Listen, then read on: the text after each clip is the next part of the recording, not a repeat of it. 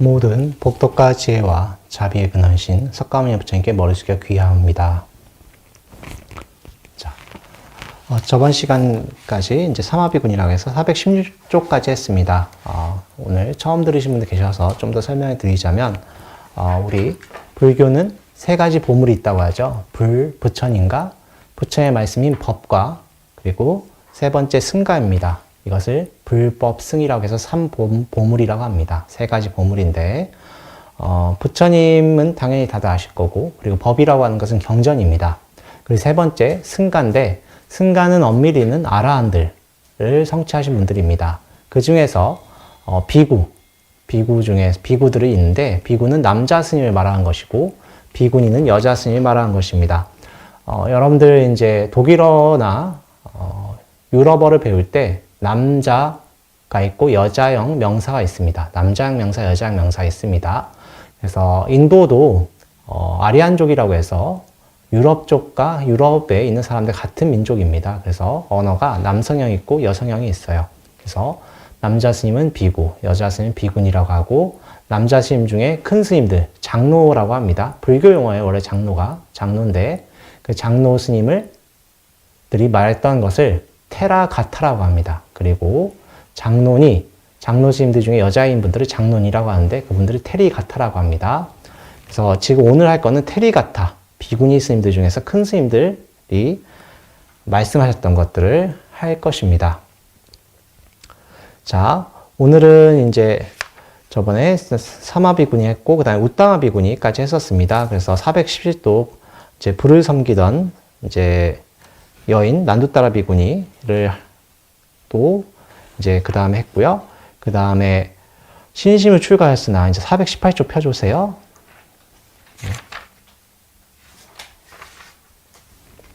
밑닭갈리 비구니입니다.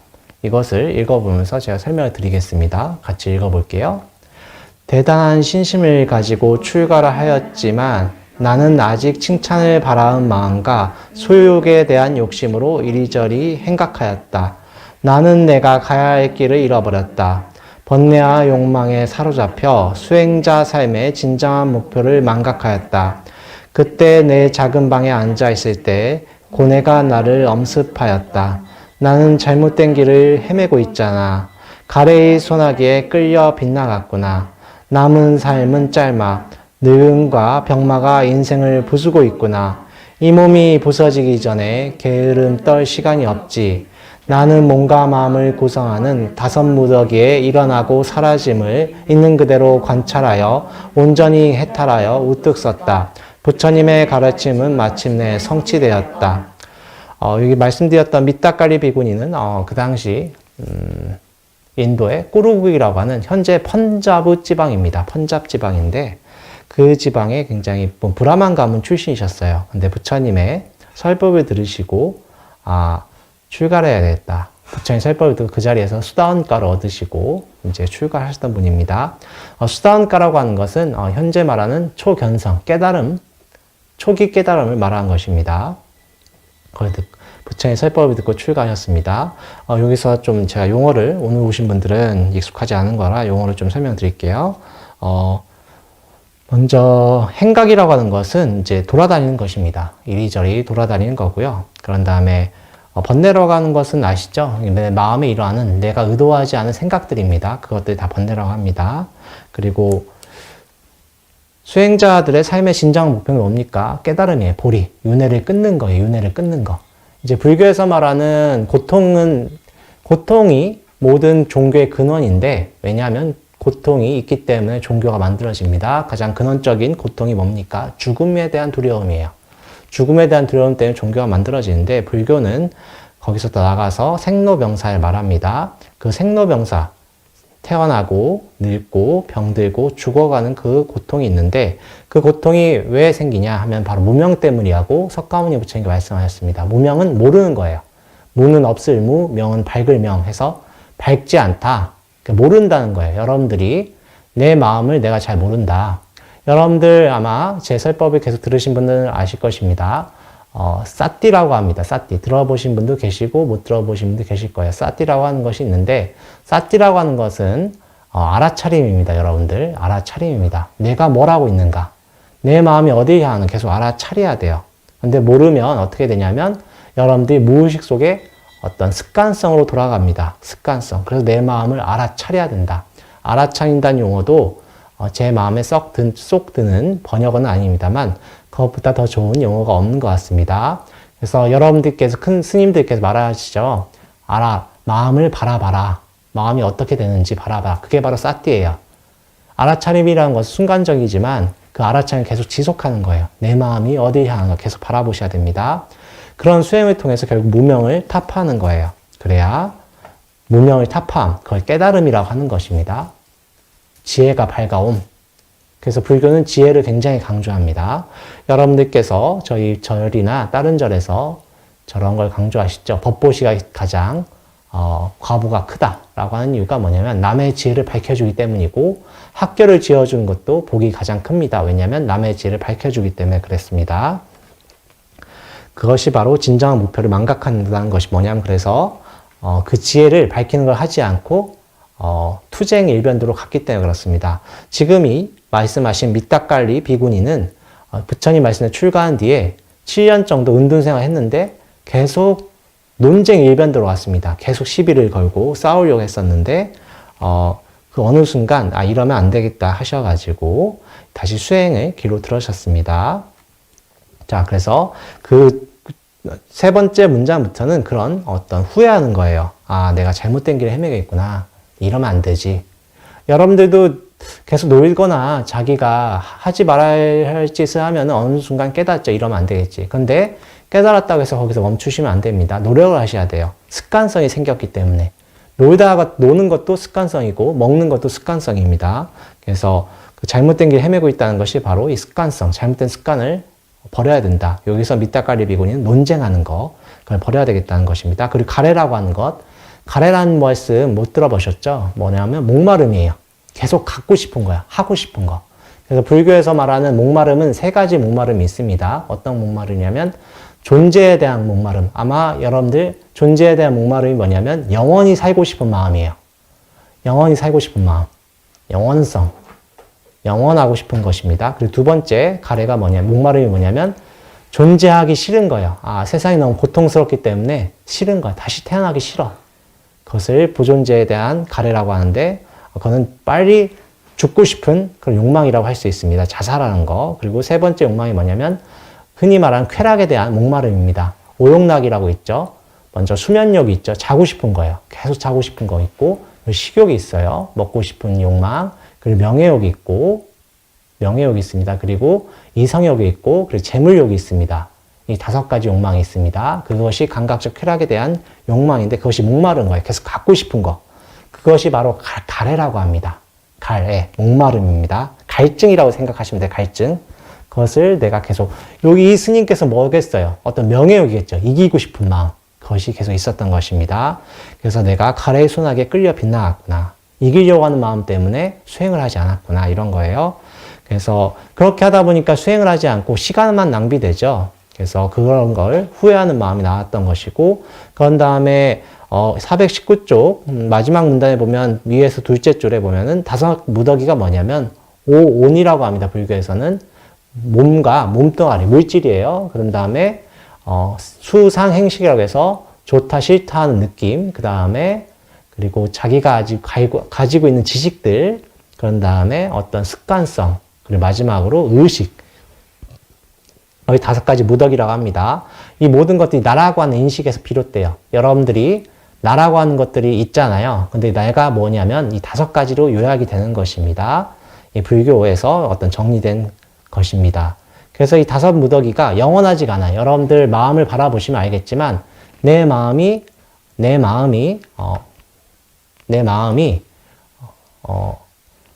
어디를 향해야 되냐면 부처님을 향하고 법을 향해야 되는데 그렇지 않죠. 계속 왔다 갔다 하죠. 왜냐하면 내가 마음이 왔다 갔다 생성 소멸되기 때문에 그렇습니다.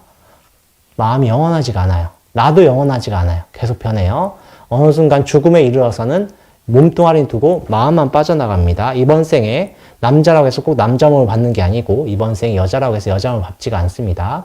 이번 생에 충청도에 태어났다고 해서 꼭 충청도에 태어나지 않고 다음 생에는 뭐 저쪽 중국에 태어날 수도 있고 유럽에 태어날 수 있는 것입니다.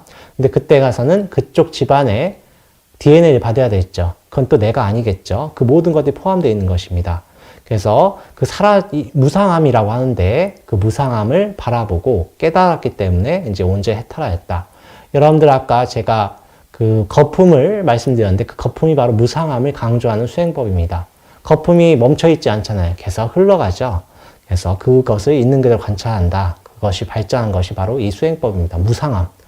여러분들 마음을 바라보면 영원하지가 않아요. 제가 아까 마음을 바라봐라 했는데 그때 마음을 바라볼 때 객관적으로 바라봐야 됩니다. 이 말이 무슨 뜻이냐면 여러분들이 이제 마음을 바라보면은 자기가 원하는 바 있죠. 원하는 바가 떠오르면은 그것을 본인이 쥐고 그걸 분석하려고 합니다. 뭐 치킨이 떠오른다 하면 치킨이 뭐 교촌이 떠오르고 교촌에서 허니콤보가 떠오르고 그런 것들이 바로 자기가 원하는 갈에 집착이 생기는 것입니다. 그럼 거기서 객관적으로 바라보는 게 무슨 뜻이냐면은 있는 그대로 냅두는 겁니다. 분석하지 말고. 근데 잘 안 되죠. 그래서 저희 절에서는 여러분들께 관세음보살 또는 아미타불 하라고 하는 것입니다. 여기 마음이 뚝 떠오르면 좋다 싫다 바로 떠오릅니다. 자기가 좋아하는 치킨 브랜드가 떠오른다 싶으면 바로 이건 좋아. 싫은 거는 싫어가 바로 즉각적으로 떠오를 때 그때 그것을 알아차리란 것입니다. 거기에 근데 쉽지 않잖아요. 그래서 관세음보살 또는 아미타불 하라는 것입니다. 왜냐하면 석가모니 부처님이나 다른 불보살님들을 연불 하면 거기에 대해서는 좋다 싫다 떠오르지 않잖아요. 그저 존경심만 있을 뿐이지. 그래서 여러분들께 제가 처음에 3부 부처님과 부처님의 법과 승가를 말씀드린 것입니다. 그 세 분, 그 3부에 기를 하고 부처에 대한 존경심이 있은 다음에 이 연불 수행을 하면 여러분들께 많은 이익이 있습니다. 좋다 싫다가 붙지 않는다. 좋다 싫다 떠오르긴 하지만 거기서부터 자유롭게 그것을 바라볼 수가 있다. 내가 왜 좋아하는지도 알 수 있고 내가 왜 싫어하는지도 알 수 있어요. 그래서 여러분들께서 꼭 알아차림을 명심하시 바랍니다. 그리고 그 알아차림을 통해서 결국은 마지막에는 깨달음을 얻을 수가 있는 것입니다. 그래서 미타까리 비구니는 그 깨달음을 성취했다라고 하신 거예요. 그 다음에 419쪽 보겠습니다. 비구니들의 깨달음 읽을게요. 빠따짜라 장로 비구니가 30명의 비구니에게 가르침. 젊은이들은 절구공의로 곡식을 찢는다. 젊은이들은 아내와 아이들을 부양하기 위하여 재물을 모은다. 비구니들이여 부처님의 가르침을 실천하여라. 그러면 결코 후회하는 일은 없으리라. 민첩하게 발을 씻고 한쪽에 앉으라. 마음의 평화를 얻도록 전념하면서 부처님의 가르침을 실천하여라. 빠따짜라 장로 비구니의 가르침을 듣고 비구니들은 발을 씻고 한쪽에 앉아 마음의 평화를 얻도록 전념하면서 부처님의 가르침을 실천하였다. 마침내 그들은 어리석음의 어둠을 깨고 깨달음을 성취하였다. 그들은 일어서서 환희에 차서 빠따짜라 장로 비구니의 발에 절하면서 말하였다. 당신의 가르침을 성취하였습니다. 인드라 신을 30명의 천신이 공경하듯 그렇게 당신을 공경하겠습니다. 저희들의 마음에는 어떤 집착도 남아있지 않습니다. 자, 이 빠따짜라라는 뜻은 뭐냐면 넝마라는 뜻이에요. 넝마. 그래서 오늘 또 처음 듣는 분이 계실 때 또 설명드리겠습니다. 이 빠따짜라 장로 비구니께서는 출가하시기 전에 굉장히 아주 아름다우셨다고 하십니다. 근데 너무 아름다운 나머지 라푼젤 아시죠? 라푼젤처럼 9층 탑을 지어놓고 그 꼭대기에 가둬놨습니다. 딸을. 근데 가둬놓고 이제 바깥에 외유를 안 하니까 누구랑 이제 정이 들었냐면 그 하인 남자랑 정이 들었어요. 근데 인도라는 곳은 굉장히 엄격한 신분제 사회입니다. 현재 일본도 그렇고 영국도 좀 엄격하죠. 신분제가 굉장히 엄격합니다. 그래서 인도도 굉장히 엄격해요. 4가지 계급이 있습니다. 그래서 여러분들 중에 인터넷이나 이런 데 보면 수드라라고 농담 삼아 하죠. 수드라가 바로 인도에서 말하는 가장 최하층 계급이에요. 최하층 계급입니다. 자, 이랬는데 그 여자분이 브라만 그 굉장히 좋은 집안이고 하인이랑 결혼하려고 하니까 가족들이 찬성하지 않겠죠. 그래서 이 빠따짜 장로 비구니께서는 출가하기 전에 그 하인이랑 도망갑니다. 야반도주를 하는 거예요. 야반도주를. 야반도주를 했는데 이제 결혼을 해서 같이 사는데 애가 생기겠죠. 애가 생겼는데 그 인도는 문화가 어떠냐면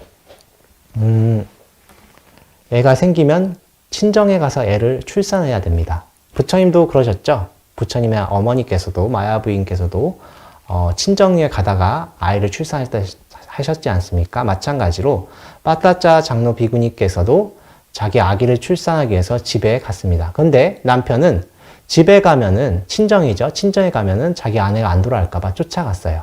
그래서 쫓아가다가 말리는 와중에 또 아기를 출산합니다. 첫째가 그렇게 태어났어요. 근데 아기가 출산하니까 친정 갈 이유가 없죠. 다시 돌아옵니다. 그리고 둘째 아기를 또 임신했습니다. 그래서 임신한 다음에 또 친정에 갔습니다. 왜냐면 또 자기 부모님도 보고 싶고 하니까 가다가 또 남편이 쫓아왔어요. 쫓아왔는데 그때는 우기였나 봅니다. 비가 억수로 쏟아졌습니다. 그래서 남편이 어떻게 해요? 자기 부인이 비 맞는 거 싫잖아요. 그래서 숲속에 가서 어떤 털을 마련하고 했는데 인도는 뭐가 많습니까? 독사가 많죠. 코브라에 물려서 죽은 것 같습니다. 그 자리에 즉사하셨어요, 남편이. 그래서 기다리다가 남편이 안 오니까 가보니까 남편이 이미 죽은 거예요. 그래서 울면서 자기 자리로 왔는데 그러다 보니까 또 아기가 태어났습니다. 아기가 태어났어요. 아기가 태어났는데 아기가 태어난 다음에 이게 자기 남편도 없고 하니까 여러분들 이제 지금과 다릅니다. 그 당시는 여자분들은 자기 남편이 죽으면 정말 오갈 데가 없어요. 시대라는 것이 그래요. 예전이 불과 200년 전 영국만 해도 오mon과 편견이라는 소설책 보면 아시겠지만 여자분들이 결혼을 꼭 하려고 해요. 결혼 안 하면 좀 약간 애물단지가 되었습니다. 그때는. 그래서 그 빠따따 장로 비구니도 아기 2명을 데리고 친정으로 결국 향합니다. 남편이 없어졌기 때문에 울면서. 근데 이제 길을 가다 보니까 아까 억수로 비가 왔다고 했죠. 억수로 비가 오니까 어떻게 됩니까? 강물이 불죠. 그래서 강물을 불었기 때문에 길을 어떻게 합니까? 이렇게 아기 2명을 데리고 강물을 건널 수가 없죠. 그래서 자기가 먼저 첫째 아기를 데리고 강을 건넙니다. 강을 건너요. 그런 다음에 강을 이렇게 다시 되돌아오는 와중에 인도에는 독수리가 또 많아요. 그래서 독수리가 둘째 아기를 이렇게 눕혀져 있는 둘째 아기를 이렇게 낚고서 채갑니다. 그래서 낚고서 채가는데 그 눈앞에서 보는 어머니 심정은 오죽하겠어요. 그래서 소리치면서 쫓는데 그 소리를 듣고 첫째 아기가 자기 부르는 줄 알고 또 강물에 뛰어들어요. 그래서 둘 다 아기를 잃습니다. 정말 제정신이 아니게 되죠. 어머니께서. 그 빠따짜 장로 비구니가 어머니지 않습니까? 그래서 빠따짜 장로께서는 출가하기 전에 그걸 보고 너무나 슬퍼서 강물에 나와서 펑펑 울었습니다. 그래서 정신을 차린 다음에 이제 자기 친정으로 돌아가야 되지 않습니까? 또 산 사람은 살아야 되니까. 그래서 친정으로 돌아가려고 했는데 이렇게 가는 와중에 어떤 나그네를 만납니다. 자기 또 친정이 한 10년 정도 자리를 비웠으니까 궁금하잖아요. 또 물어봅니다. 나그네한테. 그랬더니 그 나그네가 말하기에 그 집은 어제 폭우로 집이 다 무너졌습니다 하셨던 거예요. 그래서 자기 졸지에 남편과 아들 2명과 그리고 자기 친정이 다 없어졌어요. 제정신이 될 수가 없겠죠. 그래서 그때 정신을 놓고 막 넉마를 걸치고 그냥 다녔던 것입니다. 그렇게 흘러서 어디까지 갔냐면 부처님 계셨던 사위성까지 가십니다. 사위성은 코사라국이라고 해서 인도 큰 나라 중에 하나입니다. 그 코사라국의 수도예요. 가서 부처님 뵙는데 사람들이 미친 여자 오니까 부처님 곁에 못 오게 하죠. 근데 부처님 그걸 막지 말라고 하십니다. 막지 말라고 해요. 그래서 부처님이 이렇게 막지 말라고 하니까 전생부터 인연이 있으셨겠죠. 그래서 부처님 막지 말라고 해서 부처님께 오셔서 이렇게 막 흐느끼고 있는데 부처님 설법하십니다. 오라이, 다른 곳은 안식처가 없다. 아들과 가족은 안식처가 될 수 없다. 여기 안식처가 있다. 빠따짜라요. 정신 차리거라. 이 넉마주의란 뜻이에요. 빠따짜라가. 넉마를 걸친 여인이여 정신 차려라 이런 뜻입니다. 그래서 그 말을 듣고 자기 옷이 다 해지고 거의 반 벌거숭이처럼 다니는 거 부끄러워하면서 정신 차립니다.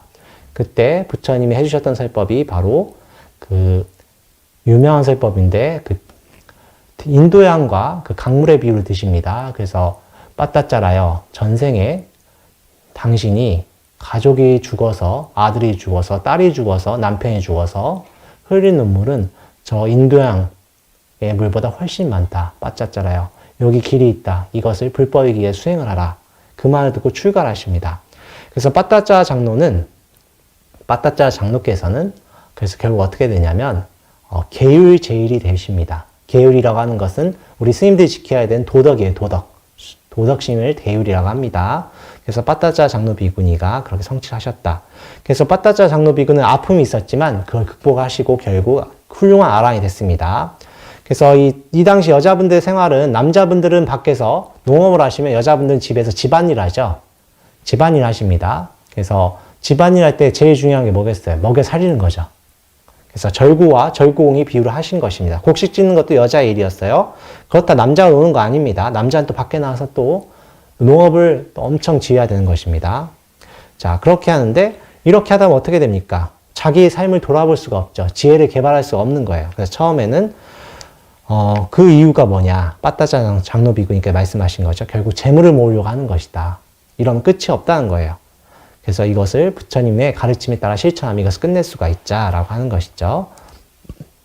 그래서 여러분들께서 마음의 가르침, 그 부처님의 가르침을 실천하여라. 마음의 가르침입니다. 부처님의 가르침은 마음을 어떻게 할 것인가.